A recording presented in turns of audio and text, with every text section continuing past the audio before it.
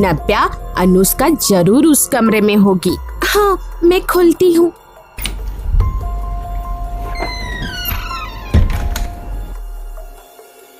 अनुष्का, नव्या।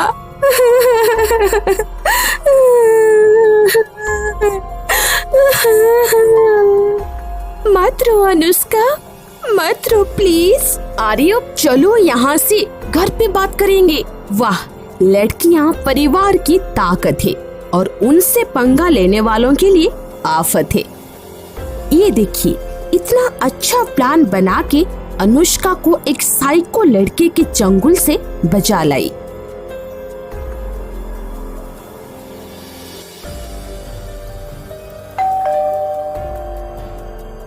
आप आ गए? रीम को नहीं लाए? अरे नहीं, उसे पढ़ाई करनी है इसलिए वो मना कर दी और मैंने भी उसे डिस्टर्ब नहीं किया। अच्छा, फिर अब कल कहाँ रुके? वही ऋषि के घर में, और कहाँ। अच्छा, फिर से झूठ। इस बार तो मैं पता लगा कर ही रहूंगी। अनुष्का, तू वहाँ पे काम करती है उस लड़के के साथ? वो लड़का तो एक नंबर का नशेड़ी है। वो क्या काम करता होगा? अनुष्का, सच बोल, कहीं तू। हाँ रेम, मैं वही काम करती हूँ जो तू सोच रही है। कौन सा काम? आखिर क्यों अनुष्का, तुझे क्या कमी है जो तू ये सब करने जाती है? कमी? किसी एक चीज की कमी होती तो बता देती। अगर सुनना चाहती हो तो सुनो। बचपन में ही मेरे माँ पापा को बहुत बार लड़ते हुए देखी थी। फिर एक दिन मैंने सुना माँ हमेशा के लिए पापा को छोड़ के चले जाने वाली है।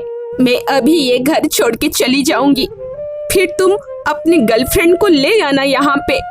पर एक बात कान खोल के सुन लो, मेरी बेटी मेरे साथ जाएगी। तुम्हें जहाँ जाना है जाओ, आई डोंट केयर, पर मैं अपनी बेटी को तुम्हारे साथ नहीं जाने दूंगा।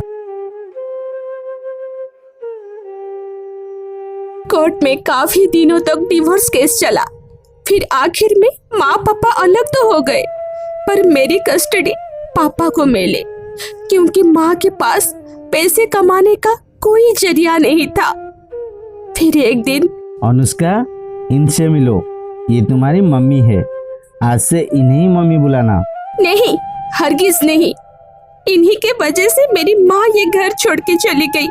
मैं इन्हें कभी अपनी मम्मी नहीं मान सकती। अनुष्का, पापा मुझसे प्यार तो करते थे, पर पूरी तरह से अपनी दूसरी पत्नी के कंट्रोल में थे।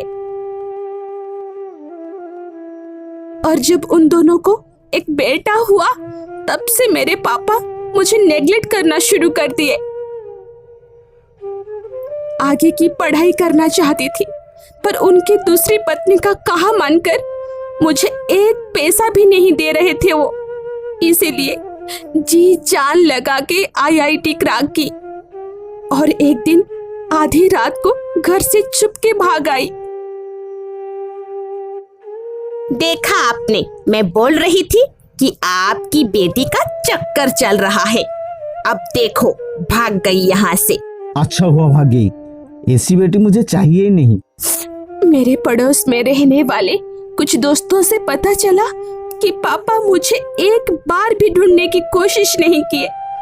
तब से मैं भी उनके पास कभी नहीं गई, ना तो उनके साथ कांटेक्ट की।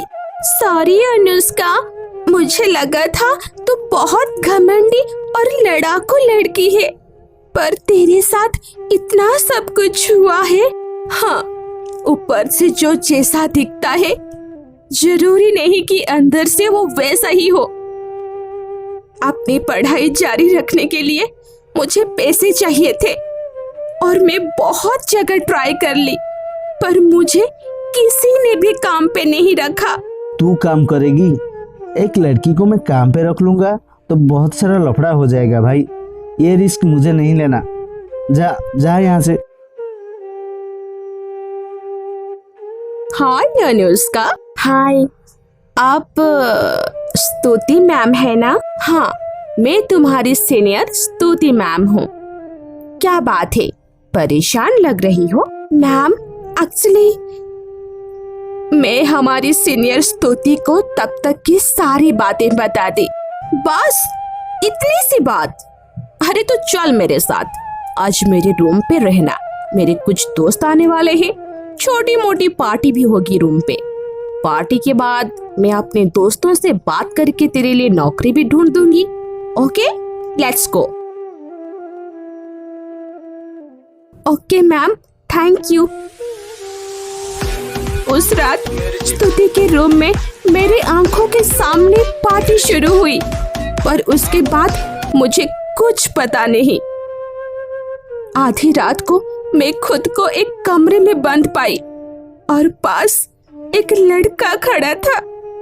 चाहकर भी बेड से उठना मेरे लिए मुश्किल हो रहा था तब, क्योंकि मुझे शायद कुछ पिला दिया गया था और मेरे साथ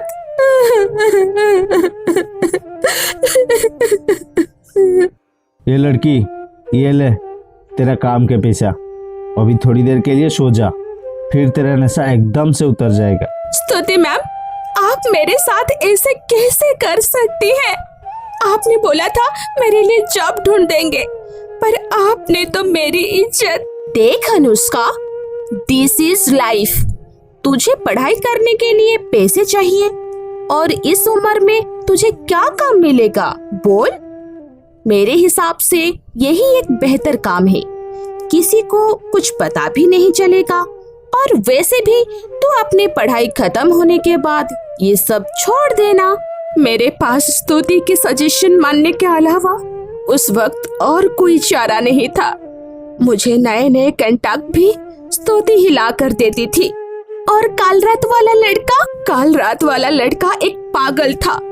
ऐसा लग रहा था खुद नशे में चूर होकर लड़कियों की चीख सुनने में उसे बहुत मजा आता है। इसीलिए मुझे उस कमरे में बंद करके रखा था। आज तुम दोनों मुझे वहां से नहीं निकालते तो पता नहीं मेरे साथ वो क्या करता। देख अनुष्का, अब तक जो हो गया सो हो गया।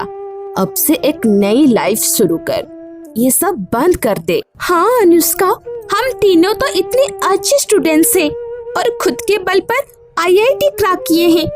क्यों ना किसी कोचिंग सेंटर में जाकर ट्यूशन देना शुरू करें? हाँ, हम ट्राई कर सकते हैं। शाम को 2-3 घंटे के लिए पढ़ाएंगे और वापस आकर अपनी पढ़ाई कर लेंगे। अब तीनों दोस्त मिलके ट्यूशन पढ़ाने जाते थे। ट्यूशन के साथ साथ अपनी पढ़ाई करना मुश्किल तो हो रहा था, पर जैसे तैसे करके मैनेज कर लेते थे।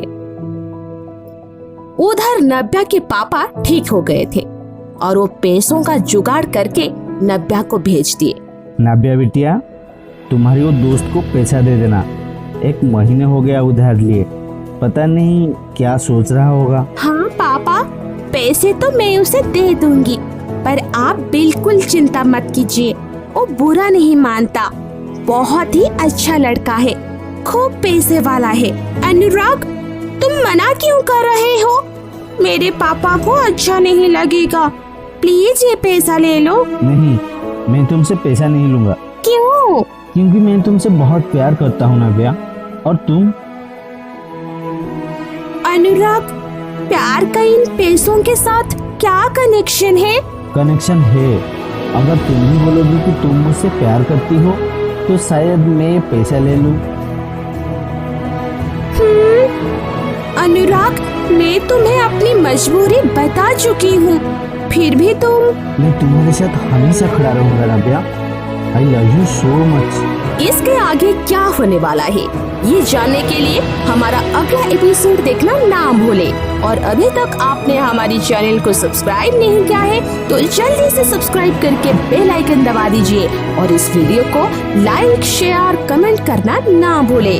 जल्द ही मिलेंगे अगले एपिसोड के साथ। नमस्ते।